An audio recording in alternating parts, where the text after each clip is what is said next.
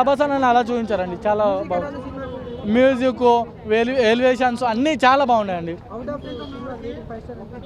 Rating 5కి 10 ఇస్తా అండి.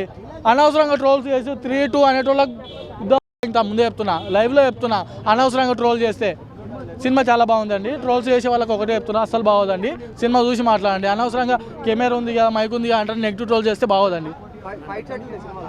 అన్నని ఫైట్ వేరే లెవెల్ అన్న. మేము అన్నని ఎలా చూడాలనుకున్నామో ఫైటింగ్ అంటే అన్నని క్లాస్గా చూసాము.